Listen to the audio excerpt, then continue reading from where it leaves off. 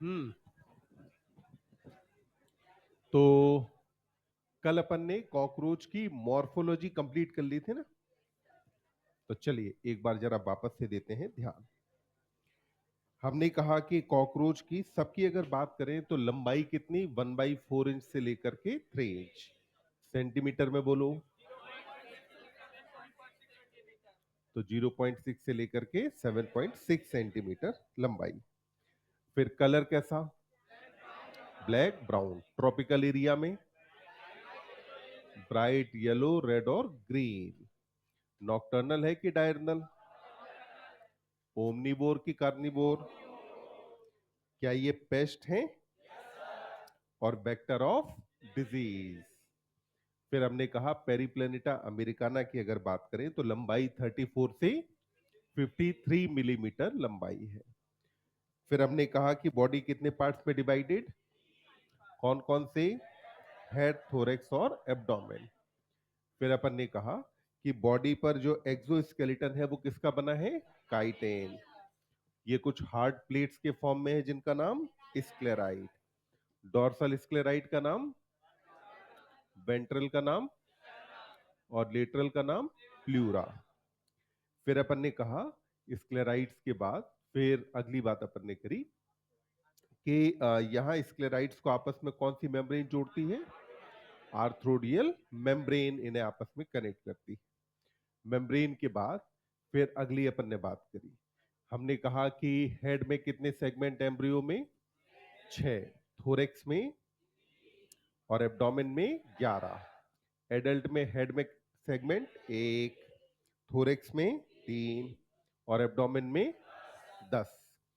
फिर अपन ने कहा कि हेड जो है बॉडी के लॉन्गिट्यूडनल एक्सिस के सीध में है कि राइट एंगल? राइट एंगल पे। हेड थोरेक्स से जुड़ा है फ्लेक्सिबल नेक के थ्रू। हेड पर अपन ने कहा कि यहां पर पाए जाते हैं one pair of antenna. Antenna कहां से अराइज होते हैं? मेम्ब्रेनस सॉकेट, जो कंपाउंड आई के आगे है कि पीछे? आगे की तरफ होते हैं। फिर अपन ने कहा कि यहां पर कंपाउंड आई का नंबर 2। कंपाउंड आई के अंदर क्या मौजूद है? ओमेटिडिया। कितना नंबर? 2000। Shape hexagonal. फिर अपन ने कहा कि यहां पाए जाते हैं माउथ पार्ट। तो जो माउथ पार्ट है उसमें अपर लिप को कौन रिप्रेजेंट करेगा? Labrum. Upper jaw mandible. Tongue hypopharynx. क्या ये मीडियन और फ्लेक्सिबल है? टंग के बाद फिर अपन ने कहा कि अगला आता है लोअर जॉ मैक्सिला और लोअर लिप लेबियम हो जाता है। फिर अगला अपन ने कहा कि इसमें जो माउथ पार्ट है वो किस टाइप के हैं? Biting and chewing type mouth parts हैं। माउथ पार्ट के बाद फिर हमने कहा थोरेक्स में सेगमेंट 3।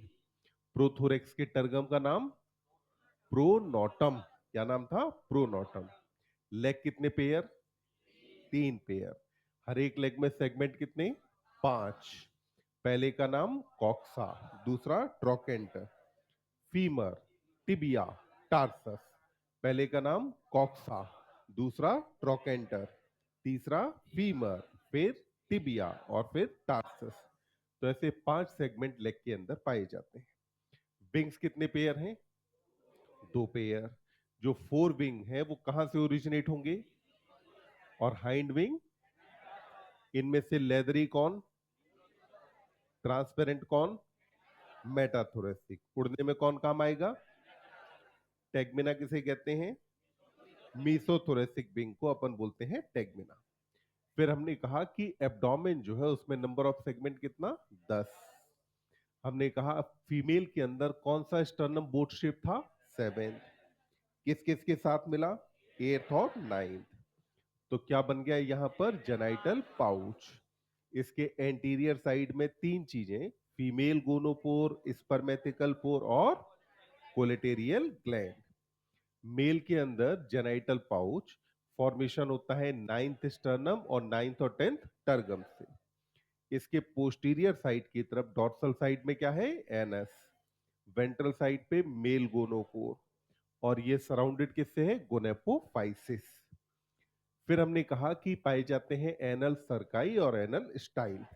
इन दोनों में से कौन सा 10 सेगमेंट से ओरिजिनेट होगा? एनल सर्काई। कौन है जो मेल और फीमेल दोनों में है? फिर अपन ने कहा कि इनमें से जो है थ्रेड लाइक कौन? Anal style. जबकि एनल सर्काई होता है जॉइंटेड। अब यहाँ पे अपने को बात करनी है कॉकरोच की एनाटमी के बारे में। एनाटमी का मतलब है इंटरनल ऑर्गन्स की स्ट्रक्चर।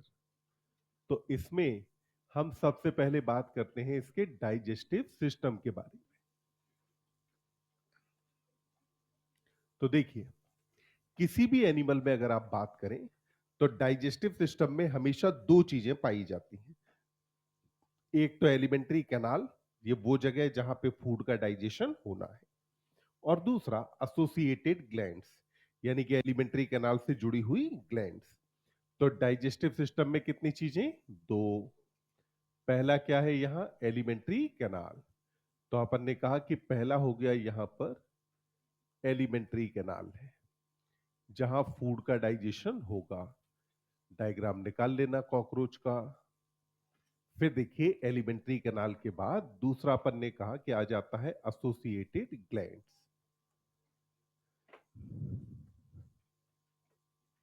तो अगर बात करें अपन एसोसिएटेड ग्लैंड्स की, तो दो ग्लैंड्स यहां पर होती हैं जो डाइजेस्टिव सिस्टम से एसोसिएटेड। पहली आ जाती है इसके अंदर सलाइवरी ग्लैंड। क्या हमें डायग्राम में सलाइवरी ग्लैंड दिख रही है? कितना नंबर है सलाइवरी ग्लैंड का? 1 पेयर। कितनी होती है? 1 पेयर। हर एक सलाइवरी ग्लैंड में दो तरह के पार्ट आपको दिख रहे होंगे। एक तो होता है इसके अंदर सेक्रीटरी पार्ट, और दूसरा होता है रिजर्वॉयर। तो कितनी तरह के पार्ट है यहां? दो। सेक्रीटरी पार्ट और रिजर्वॉयर। नाम से समझ में आ रहा होगा कि सेक्रीशन कौन करेगा और स्टोरेज रिजर्वॉयर। सलाइवरी ग्लैंड के बाद फिर आप देखो, आपको दिखाई देगा इसमें हेपेटिक सीका। क्या दिख रहा होगा? Hepatic caeca. हेपेटिक सीका जो है, इनका नंबर होता है 6 से लेकर के 8। कितना नंबर है? 6 से 8 हेपेटिक सीका है। क्या ये हेपेटिक सीका ट्यूब के फॉर्म में दिख रहे हैं? और ट्यूब का एक एंड बंद है। जब अगर कोई भी ट्यूब हो जिसका एक एंड बंद हो, तो क्या ट्यूब के आर पार दिखाई देगा? नहीं, नहीं दिखाई देगा। तो अपन इसे बोलेंगे ब्लाइंड ट्यूब। क्या कहते हैं? Blind tube. तो ब्लाइंड ट्यूब कहने का मतलब होता है कि ट्यूब का एक एंड क्या है? बंद है।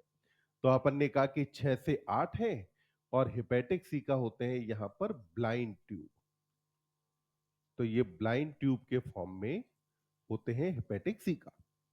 अब यहां पर ये तो बात की अपन ने ग्लैंड्स के बारे में। अब इधर आ जाते हैं एलिमेंट्री कैनाल पे। तो कॉकरोच की एलिमेंट्री कैनाल को हम डिवाइड करते हैं 3 पार्ट में। पहला कहा जाता है फोरगट,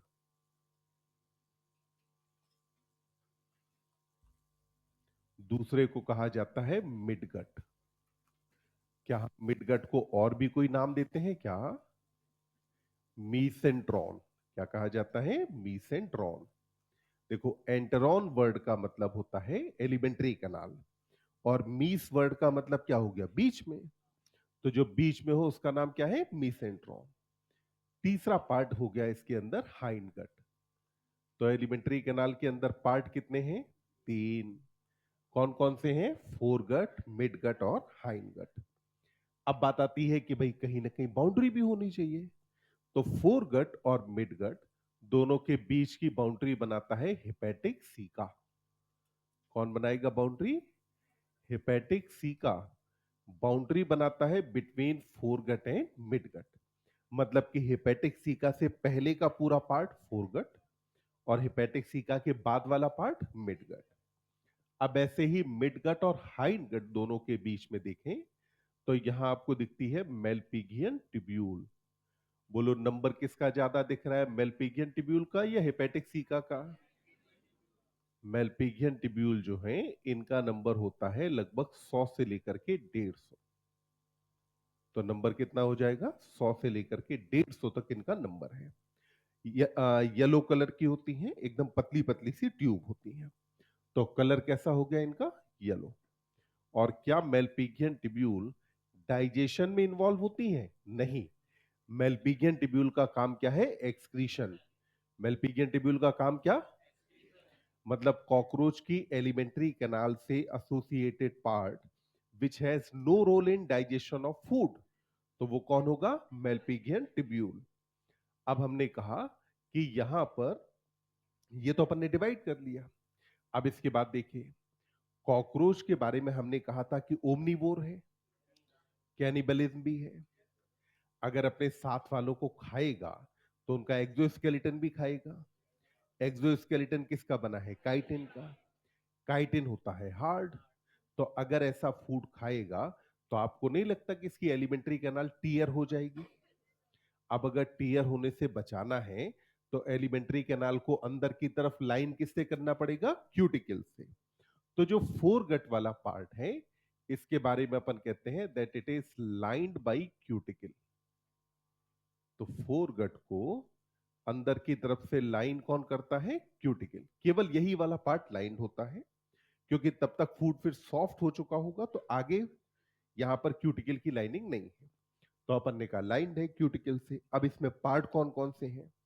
तो पार्ट अगर अपन देखें तो सबसे पहला आता है बक्कल कैविटी, या ओरल कैविटी आप कह दो। ये जो बक्कल कैविटी या ओरल कैविटी है, तो ऑब्वियस सी बात है कि it would be surrounded by mouth part. इसके चारों तरफ क्या मौजूद रहेगा? Mouth parts. तो हमने कहा कि ये सराउंडेड होती है माउथ पार्ट से। तो माउथ पार्ट यहां पर सराउंड कर रहे हैं बक्कल कैविटी को। हमारे अंदर बक्कल कैविटी के बाद अगला पार्ट कौन सा आता है? फेरिंग्स। तो इसके अंदर भी अगला पार्ट कौन हो जाएगा? फेरिंग्स।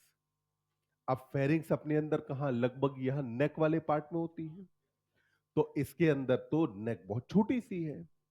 अगर छोटी सी है तो इसका मतलब है फेरिंग्स को होना चाहिए शॉर्ट और ट्यूबुलर।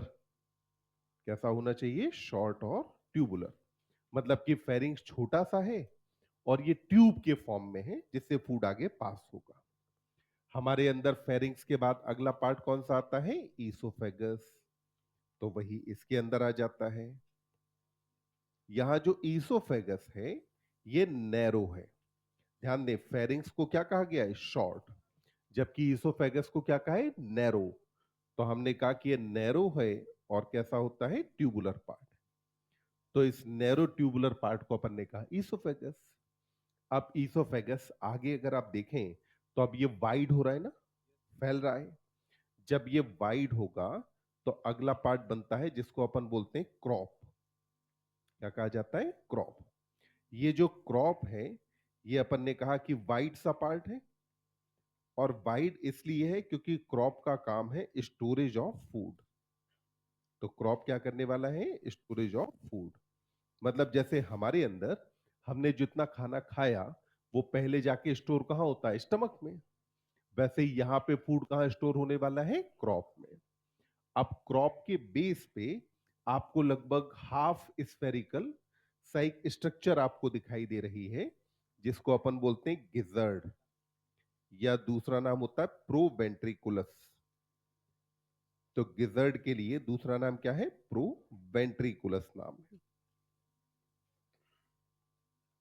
तो गिजर्ड या प्रोवेंट्रिकुलस को अगर हम देखें तो इसकी स्ट्रक्चर में मान लो लेट से अपन क्या करते हैं, गिजर्ड ऐसे करके दिखाए ना, इसका हम ऐसे सेक्शन काटेंगे और ऐसे करके देखेंगे। ठीक।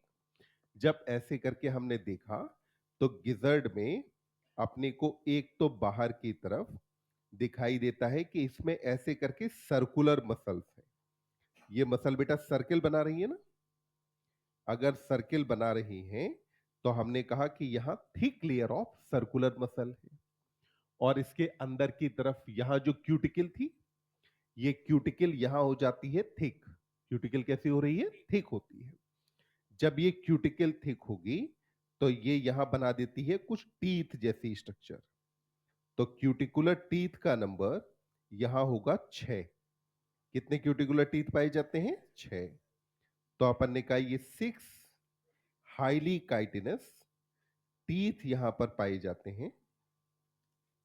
और ये जो काइटिनस टीथ हैं, इनका काम क्या हो जाएगा? Grinding of food. तो ये फूड को क्या करने वाले हैं? ग्राइंड। तो ग्राइंडिंग ऑफ फूड किसका काम हो गया यहां पर? गिजर्ड का। तो गिजर्ड पे अपन ने कहा कि एक तो थिक लेयर पाई जाती है सर्कुलर मसल्स की। तो गिजर्ड पर सर्कुलर मसल की थिक लेयर है। और दूसरा हमने कहा कि अंदर की तरफ यहां काइटिनस टीथ है। और जो काइटिनस टीथ हैं, इनका नंबर कितना है? 6। और काम क्या है इनका? Grinding of food. तो फूड को ग्राइंड करना ये इसका काम है। तो अपन ने कहा कि गिजर्ड तक का जो पार्ट है उसे हम कहां रखेंगे? फोरगट में। अगला पार्ट कौन सा आया? मिडगट। क्या मिडगट को कुछ पार्ट्स के अंदर डिवाइडेड दिखाया है? नहीं, पूरी मिडगट एक जैसी दिखाई है। तो ये जो मिडगट है, यहां पे मेनली होता है एब्जॉर्प्शन ऑफ फूड। मिडगट का मेन काम क्या है? Absorption of food. जब यहां पर न्यूट्रिएंट्स का एब्जॉर्प्शन हुआ, तो उसके बाद अब ये फूड जाकर के कहां पहुंचा? हाइंडगट में।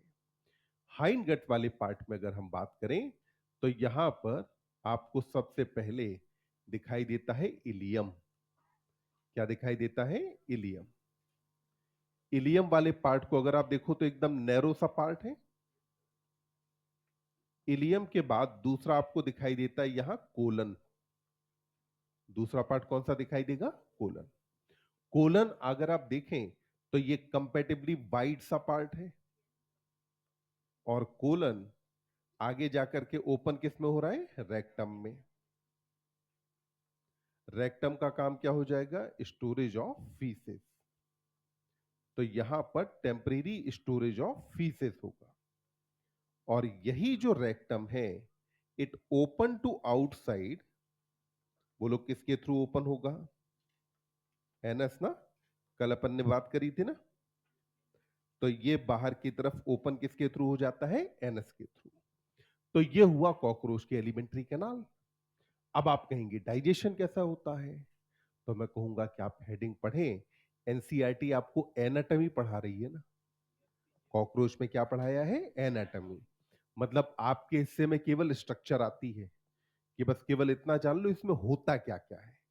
कैसे होता है वो अपने सिलेबस में नहीं है। तो आपने को कैसे होता है वाले पार्ट पे बहुत ज्यादा जाना नहीं है। क्या अभी इतनी बात समझ में आई? एक बार पढ़ के देखो डाइजेस्टिव सिस्टम पूरा।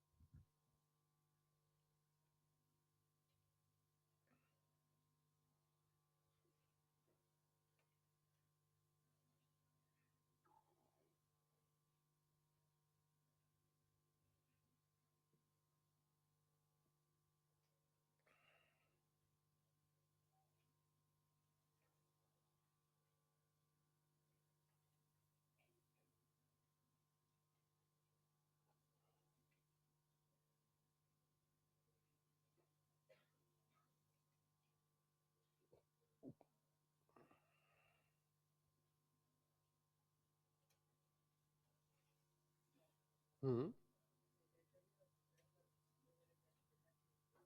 हाँ,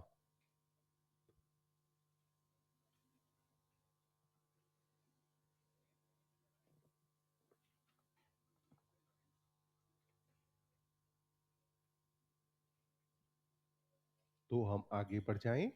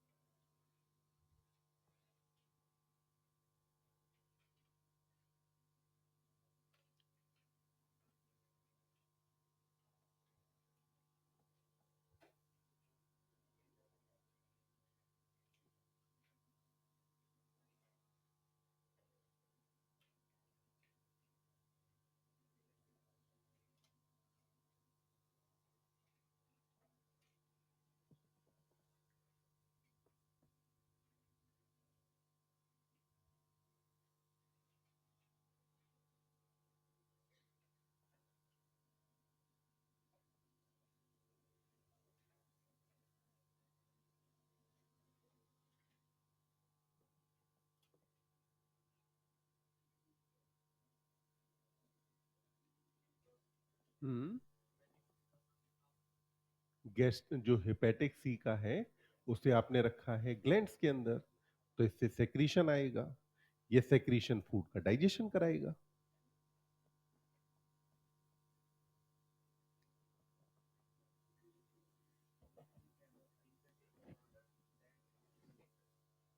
हाँ, ब्रॉडर का मतलब है कि जो हाइंड गट है उसका जो डायमीटर है, जैसे अगर अपन कोलन और रेक्टम वाले पार्ट को देखें तो वो मिड गट से ज्यादा है ना।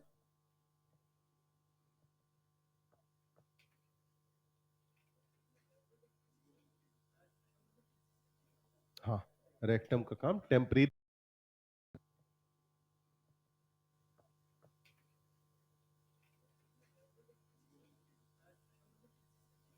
हाँ, रेक्टम का काम temporary storage of faeces.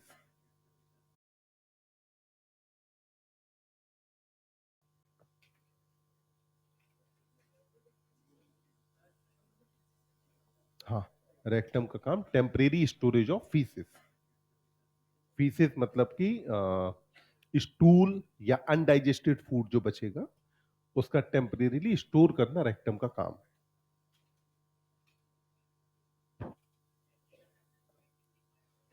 Jointed का मतलब है कि एंटीना में कई सारे छोटे छोटे सेगमेंट्स हैं। तो एंटीना पूरा एक थ्रेड लाइक नहीं है, कई सारे छोटे छोटे सेगमेंट होते हैं उसके अंदर। हम्म हाँ, थ्रेड लाइक और फिलामेंटस एक बात। बढ़े आगे। अब देखिए, अब अपने को बात करनी है कॉकरोच के सर्कुलेटरी सिस्टम के बारे में, कि भाई इसके सर्कुलेटरी सिस्टम में क्या है।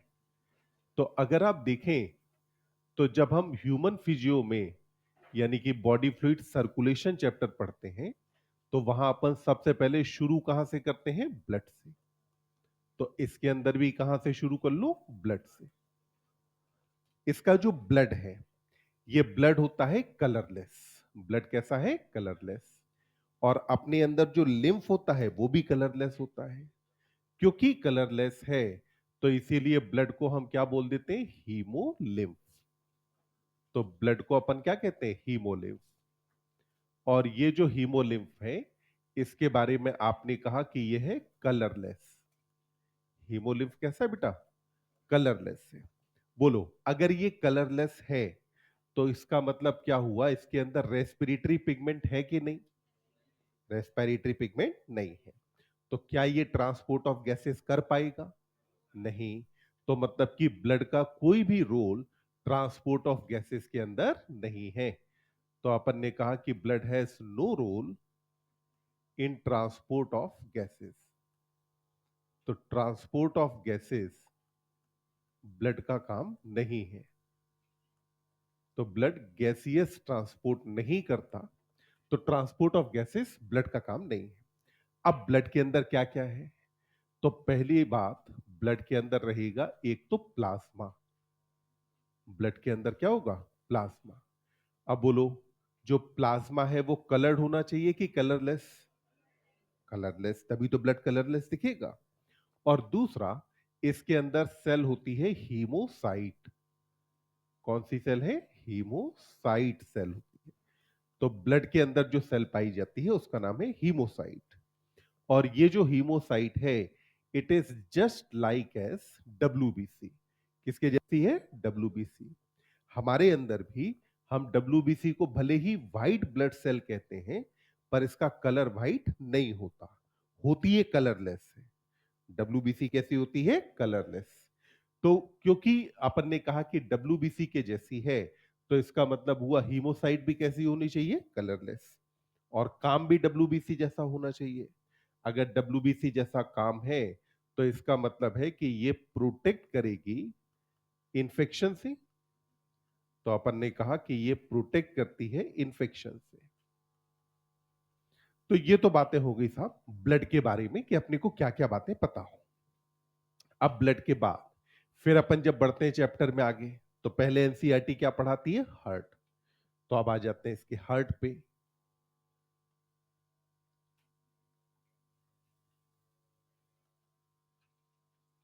ये पाया जाता है, पहली बात तो हार्ट कैसा है? डॉर्सल है। बॉडी में किस साइड की तरफ होता है? डॉर्सल साइड की तरफ। अगर हम बात करते हैं कॉर्डेट्स में या अपने अंदर बात करें, तो कॉर्डेट के अंदर हार्ट कैसा होता है? वेंट्रल। तो अपन ने कहा हमारे अंदर वेंट्रल है, जबकि कॉकरोच के अंदर कैसा रहेगा? डॉर्सल है। अब डॉर्सल साइड पर यह पाया जाता है mid line of thorax and abdomen. तो मिड लाइन पे कहा? थोरेक्स में और एब्डोमेन में। तो मतलब कि ये मौजूद है थोरेक्स और एब्डोमेन की मिड लाइन पर। क्या हार्ट का कुछ पार्ट यहां हेड में पाया जाता है? नहीं। हार्ट केवल कहां तक लिमिटेड है? थोरेक्स और एब्डोमेन तक। और उसमें भी कहां है? डॉर्सल साइड पे मिड लाइन में होता है। जैसे मान लो अगर ये कॉकरोच की डॉर्सल साइड हुई, तो डॉर्सल साइड की मिड लाइन कहां आएगी? यहां पर। तो डॉर्सल मिड लाइन पर मौजूद होता है कौन? यहां पर हार्ट। तो अपन ने कहा डॉर्सल मिड लाइन पर है। अगली बात, जो हार्ट है ये इसके अंदर ट्यूबुलर स्ट्रक्चर है। कैसी स्ट्रक्चर है? ट्यूबुलर। ट्यूबुलर होने का मतलब है कि हार्ट किसके फॉर्म में रहेगा? एक ट्यूब्यूल के या ट्यूब के फॉर्म में होगा। अगर पूरी बॉडी में यानी थोरेक्स और एब्डोमेन तक फैला हुआ है, तो ट्यूब जैसा होना चाहिए। और जो हार्ट है, इसके अंदर नंबर ऑफ चैम्बर पाए जाते हैं 13। कितने चैम्बर होते हैं? 13 चैम्बर्स होते हैं। तो यहां पर हार्ट में नंबर ऑफ चैम्बर्स हैं 13। अब अगर हम हार्ट को देखें कि ये होता कैसा है, तो इसका हार्ट कुछ ऐसे करके होता है। तो देखो, ऐसे करके एक ट्यूब जैसी भी बनती जा रही है, और यहां पर चैम्बर्स भी मौजूद है। तो हार्ट ऐसे करके है। अब अगर आप देखें, तो हर एक चैम्बर में आपको यहां ओपनिंग दिख रही है। इस ओपनिंग को हम बोलते हैं ऑस्टिया। क्या कहा जाता है ओपनिंग को? ऑस्टिया। ध्यान करो, स्पॉन्जेस में भी ऑस्टिया और ऑस्कुलम थे। अनेक कौन थे? ऑस्टिया। ऑस्कुलम था एक। तो यहां भी क्योंकि छेद कई सारे हैं और इनसे ब्लड अंदर जाना है, ऑस्टिया से वाटर अंदर ही जाता है ना, तो इनसे ब्लड अंदर जाना है, तो इसीलिए इन ओपनिंग्स को क्या नाम देंगे? ऑस्टिया। तो ऑस्टिया के थ्रू अपन ने कहा कि ब्लड एंटर करता है हार्ट में। तो ब्लड एंटर्स इन हार्ट। किसके थ्रू एंटर करेगा? ऑस्टिया के थ्रू। अगर थोड़ा सा कुछ और बढ़ाना चाहें, तो आप याद रख सकते हैं कि कॉकरोच का जो हार्ट है ये होता है न्यूरोजेनिक। कैसा हार्ट होता है? न्यूरोजेनिक हार्ट है। न्यूरोजेनिक हार्ट का मतलब जानते हैं? जब अगर हार्ट बीट के लिए इंपल्स नर्वस सिस्टम से आती हो, तो हम ऐसे हार्ट को क्या बोलते हैं? न्यूरोजेनिक। न्यूरो मतलब नर्वस, जेनिक मतलब जनरेट करना। तो हार्ट बीट के लिए इंपल्स जनरेट कौन कर रहा है? Nervous system. हमारा हार्ट कैसा होता है? मायोजेनिक। अपना हार्ट कैसा है? मायोजेनिक है। तो मायोजेनिक है मतलब कि हार्ट बीट के लिए जो इंपल्स है वो हार्ट की मसल से ही आती है। ऐसे हार्ट को हम क्या बोलते हैं? मायोजेनिक। और न्यूरोजेनिक किससे रिलेटेड है? आपका नर्वस सिस्टम से।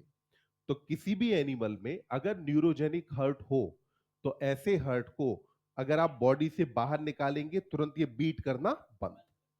जबकि मायोजेनिक के मामले में बॉडी से बाहर निकालने पर भी हार्ट बीट करता रहेगा। जब तक कि उसको न्यूट्रिएंट्स और ऑक्सीजन वगैरह मिल रहे हैं तब तक हार्ट लगातार अपना काम करता रहेगा। तो हमने कहा कि यह हार्ट कैसा है? न्यूरोजेनिक। अब जब अपन ने ब्लड और हार्ट की बात कर ली तो अब आ जाते हैं इसमें सर्कुलेशन पे कि भाई सर्कुलेशन में क्या क्या बातें हैं। तो अब तीसरा पॉइंट अपन ले लेते हैं यहां, सर्कुलेशन। तो अब देखें जरा, इसके अंदर जो सर्कुलेशन है ये होता है ओपन टाइप। तो सर्कुलेटरी सिस्टम कैसा रहेगा? ओपन सर्कुलेटरी सिस्टम होता है। तो इसके अंदर सर्कुलेटरी सिस्टम कैसा रहेगा? ओपन। अगर ये सर्कुलेटरी सिस्टम ओपन हो तो ब्लड वेसल वेल डेवलप्ड या पुअरली डेवलप्ड? तो अपन कहते हैं कि ब्लड वेसल्स पुअरली डेवलप्ड। तो हम ये नहीं कहते कि डेवलप्ड नहीं होती, हम ये कहते हैं कि डेवलप्ड हैं पर बहुत कम डेवलप्ड होती है। ठीक? या अपन ये नहीं कहते कि ब्लड वेसल एकदम नहीं है, होती है, एक आध ब्लड वेसल होती है। जैसे इसके मामले में बात करें तो एक डॉर्सल एओर्टा होता है, तो एक ब्लड वेसल तो पाई जाती है पर ब्लड वेसल पुअरली डेवलप्ड होती है। अब अगली बात देखो, अगर सर्कुलेटरी सिस्टम ओपन है तो मतलब कि ब्लड पूरी बॉडी में भरा होना चाहिए। ब्लड किसके अंदर भरा होना चाहिए? पूरी बॉडी में। बॉडी कैविटी को अपन क्या कहते हैं? सीलोम। बॉडी कैविटी को क्या कहा? सीलोम। और ब्लड के लिए जनरली अपन वर्ड क्या यूज करते हैं? हीम। तो आप क्या करो, सीलोम और हीम दोनों वर्ड को मिला दो। मिलाओगे तो क्या बनेगा? हीमोसील। तो अपन ने कहा कि यहां पर जो बॉडी कैविटी है, इस बॉडी कैविटी को हम क्या कहते हैं? हीमोसील। तो इसके अंदर बॉडी कैविटी को कहा जाता है हीमोसील। तो बॉडी कैविटी को क्या नाम दिया? हीमोसील। ठीक? अब जो बॉडी कैविटी है ये फर्दर डिवाइडेड होती है साइनसेस में। तो ये बेटा डिवाइडेड किसके अंदर है? साइनसेस में। तो बॉडी कैविटी यहां पर फर्दर कुछ छोटी छोटी कैविटी में डिवाइडेड होती है और इन कैविटीज को अपन क्या नाम देते हैं? साइनस कहा जाता है। तो बॉडी कैविटी यहां पर डिवाइडेड है छोटे छोटे साइनसेस के अंदर। और ये जो बॉडी कैविटी है, इसी बॉडी कैविटी में अगर आप देखें तो जितने भी जो ऑर्गन्स होंगे, these organs are bathed by blood. तो ऑर्गन डायरेक्टली डूबे किसके अंदर होंगे? ब्लड में। तो अपन ने कहा कि ऑर्गन डायरेक्टली यहां पर डूबे होते हैं ब्लड में। So organs are bath by blood. तो सर्कुलेशन में पहले इतनी बात समझ में आई। इसको एक बार लिखो, फिर अपन एक डायग्राम बनाते हैं, उससे कहानी और अच्छे से समझ में आ जाएगी।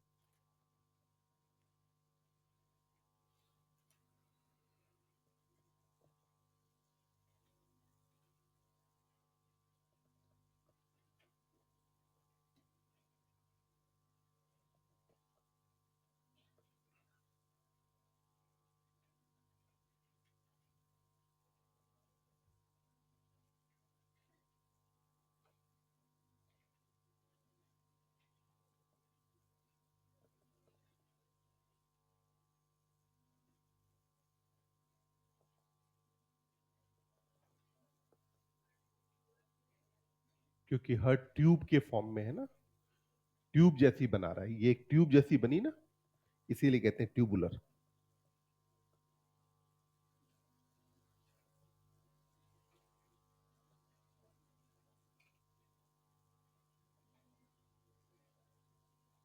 साइनसेस इसके अंदर जो बॉडी कैविटी है वो फर्दर कुछ छोटी छोटी कैविटीज में डिवाइडेड होती है। तो उन कैविटीज को अपन बोलते हैं साइनस। साइनस वर्ड का लिटरल मतलब होता है एक बाउल, एक कटोरा। तो एक ऐसा कटोरा जिसके अंदर ब्लड भरा हो, उसको अपन क्या कहेंगे? साइनस। ब्लड का काम है यहां पर एक्सक्रीटरी मटेरियल को ट्रांसपोर्ट करना, जो डाइजेस्टेड फूड है उसको एब्जॉर्ब करके बॉडी के टिश्यूज तक पहुंचाना। तो ट्रांसपोर्ट ऑफ गैसेज इसका काम नहीं है।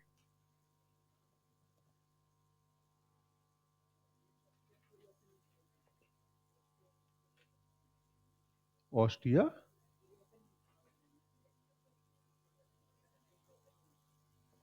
ऑस्टिया ये वाली ओपनिंग है, ये जो दिख रही है साइड वाली ओपनिंग, इसको बोलते हैं ऑस्टिया।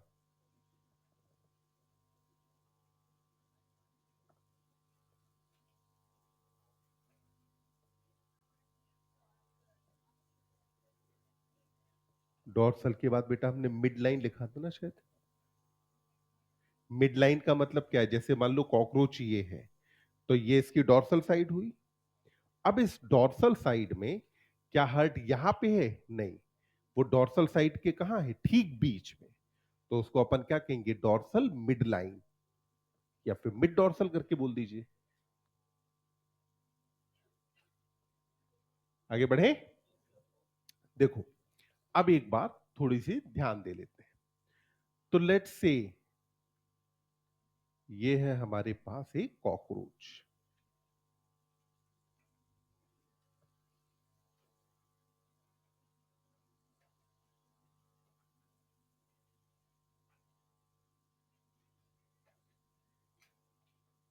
तो ये अपने पास मान लो कॉकरोच है, ठीक। ये इसका हेड, थोरेक्स, और उसके बाद क्या हो गया? एब्डोमेन। इसकी जो पूरी बॉडी कैविटी है उसको आप नाम क्या देने वाले थे? हीमोसील।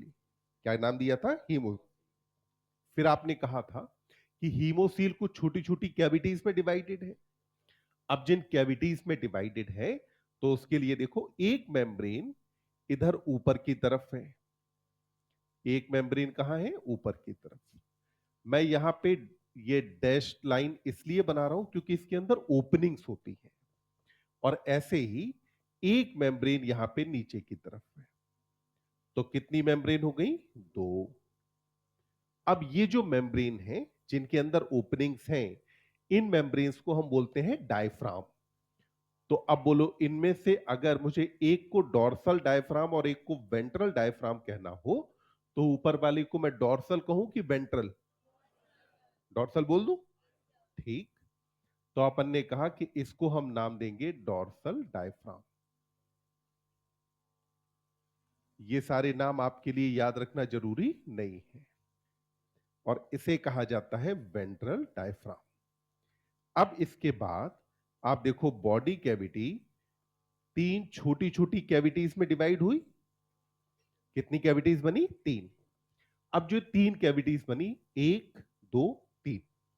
अब इनमें से देखो, हम जानते हैं कि कैविटीज को हम क्या कहने वाले हैं? साइनस। क्या कहेंगे? साइनस।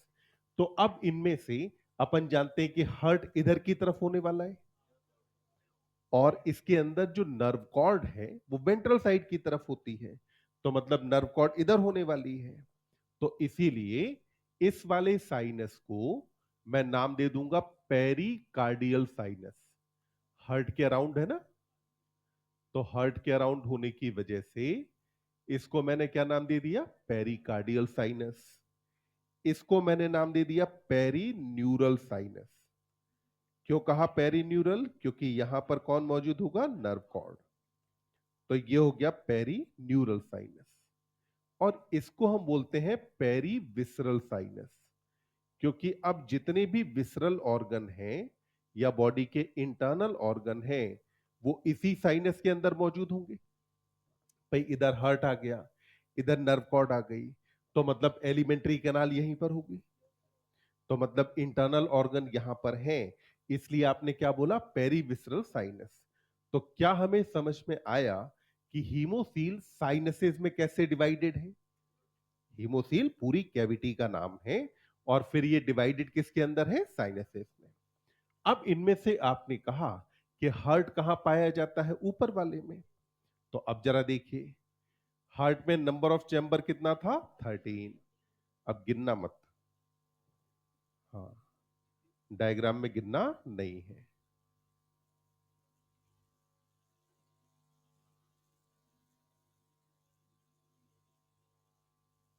तो ऐसे करके अगर ये चैम्बर्स आपस में कनेक्ट होते जाएं, ये 13 याद रखने का एक और लॉजिक सुनो। थोरेक्स में नंबर ऑफ सेगमेंट कितना था? एब्डोमेन में दोनों का टोटल। हार्ट में चैम्बर कितने हैं? याद रह जाएंगे। तो अपन ने कहा कि ऐसे करके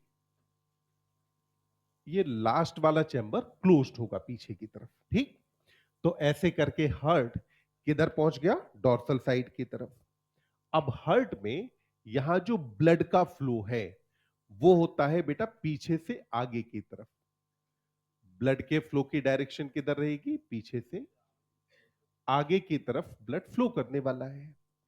अब क्या होगा कि जब यहां ब्लड फ्लो करेगा तो सबसे आगे की तरफ ये कौन मौजूद है? Anterior aorta. ये कौन है? Anterior aorta. तो यहां से जो ब्लड फ्लो करेगा वो कहां आ जाएगा? हेड साइनस में। ब्लड किसके अंदर आ जाएगा? हेड साइनस में। और फिर यहां हेड साइनस से होकर के यही ब्लड चला जाएगा वापस से इधर, ठीक। और यहां से सर्कुलेट होके फिर वापस से आ जाएगा।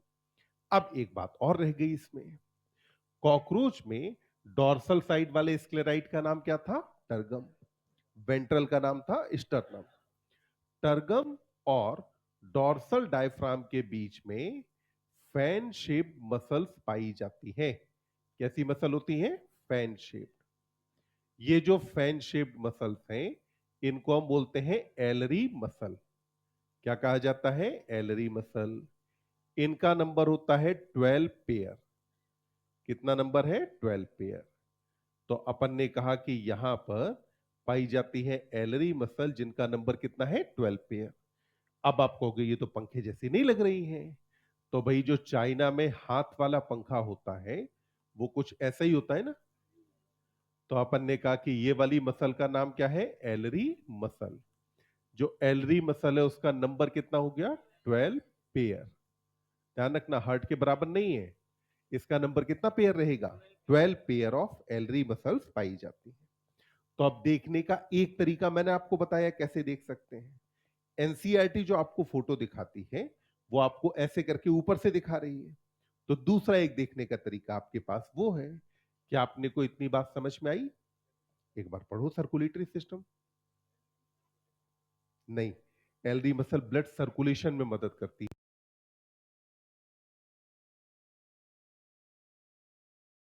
वेंट्रल का नाम था स्टर्नम। नहीं है। और इसे कहा जाता है वेंट्रल डायफ्राम। अब इसके बाद आप देखो बॉडी कैविटी तीन छोटी छोटी कैविटीज में डिवाइड हुई। कितनी कैविटीज बनी? तीन। अब जो तीन कैविटीज बनी, एक, दो, तीन।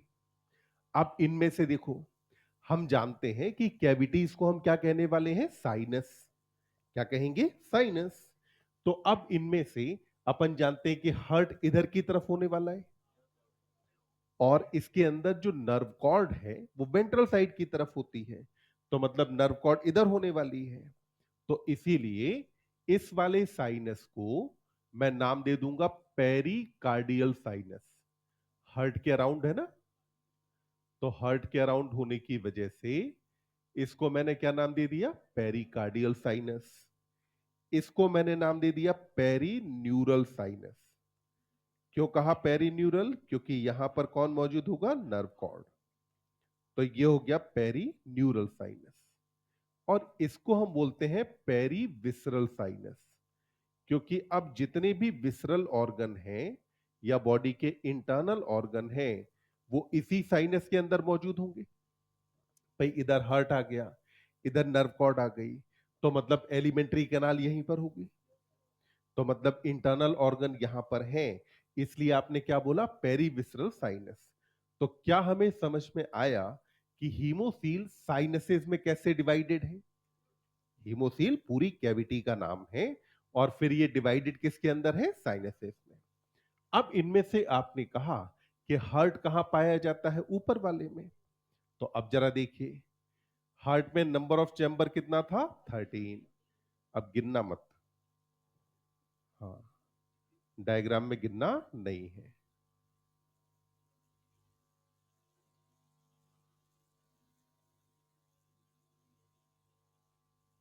तो ऐसे करके अगर ये चैम्बर्स आपस में कनेक्ट होते जाएं, ये 13 याद रखने का एक और लॉजिक सुनो। थोरेक्स में नंबर ऑफ सेगमेंट कितना था? एब्डोमेन में दोनों का टोटल। हार्ट में चैम्बर कितने हैं? याद रह जाएंगे। तो अपन ने कहा कि ऐसे करके ये लास्ट वाला चैम्बर क्लोज्ड होगा पीछे की तरफ, ठीक। तो ऐसे करके हार्ट किधर पहुंच गया? डॉर्सल साइड की तरफ। अब हार्ट में यहां जो ब्लड का फ्लो है वो होता है बेटा पीछे से आगे की तरफ। ब्लड के फ्लो की डायरेक्शन किधर रहेगी? पीछे से आगे की तरफ ब्लड फ्लो करने वाला है। अब क्या होगा कि जब यहां ब्लड फ्लो करेगा तो सबसे आगे की तरफ ये कौन मौजूद है? Anterior aorta. ये कौन है? Anterior aorta. तो यहां से जो ब्लड फ्लो करेगा वो कहां आ जाएगा? हेड साइनस में। ब्लड किसके अंदर आ जाएगा? हेड साइनस में। और फिर यहां हेड साइनस से होकर के यही ब्लड चला जाएगा वापस से इधर, ठीक। और यहां से सर्कुलेट होके फिर वापस से आ जाएगा। अब एक बात और रह गई इसमें।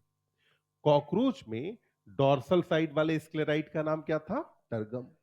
वेंट्रल का नाम था स्टर्नम। टर्गम और डॉर्सल डायफ्राम के बीच में फैन शेप मसल्स पाई जाती हैं। कैसी मसल होती हैं? Fan shape. ये जो फैन शेप्ड मसल्स हैं इनको हम बोलते हैं एलरी मसल। क्या कहा जाता है? एलरी मसल। इनका नंबर होता है 12 पेयर। कितना नंबर है? 12 पेयर। तो अपन ने कहा कि यहां पर पाई जाती है एलरी मसल जिनका नंबर कितना है? 12 पेयर। अब आप कहोगे ये तो पंखे जैसी नहीं लग रही हैं। तो भाई जो चाइना में हाथ वाला पंखा होता है वो कुछ ऐसा ही होता है ना। तो अपन ने कहा कि ये वाली मसल का नाम क्या है? एलरी मसल। जो एलरी मसल है उसका नंबर कितना हो गया? 12 पेयर। ध्यान रखना हार्ट के बराबर नहीं है। इसका नंबर कितना पेयर रहेगा? 12 पेयर ऑफ एलरी मसल्स पाई जाती है। तो अब देखने का एक तरीका मैंने आपको बताया कैसे देख सकते हैं। एनसीईआरटी जो आपको फोटो दिखाती है वो आपको ऐसे करके ऊपर से दिखा रही है। तो दूसरा एक देखने का तरीका आपके पास वो है। क्या आपने को इतनी बात समझ में आई? एक बार पढ़ो सर्कुलेटरी सिस्टम।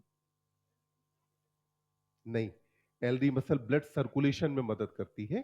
कैसे करती है ये मत पूछना।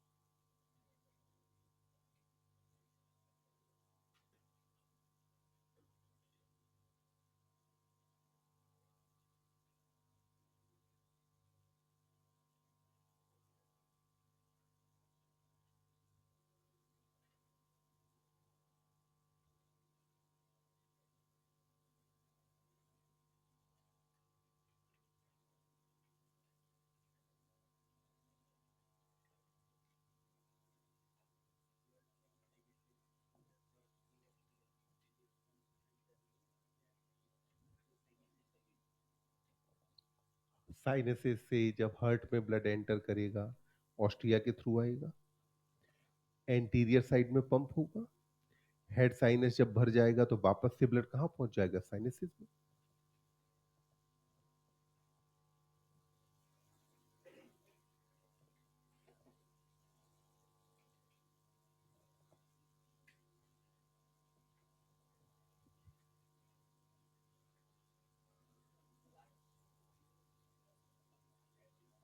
सारे साइनसेस की बात चल रही है कि ब्लड फ्रॉम द साइनसेस यानी कि पेरिकार्डियल, पेरीविसरल, पेरीन्यूरल सबकी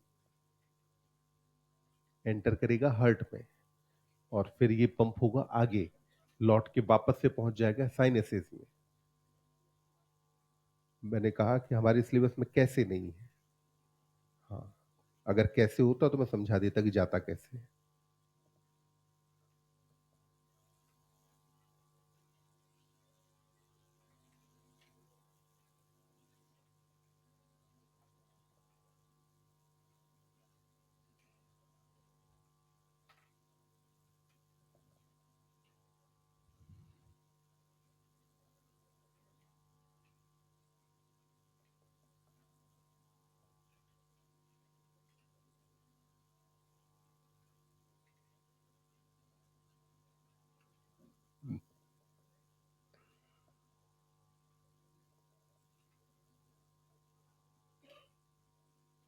इसकी तो बस एक फोटो खींच के रख लो, उतना बहुत है, ज्यादा नहीं बनानी है।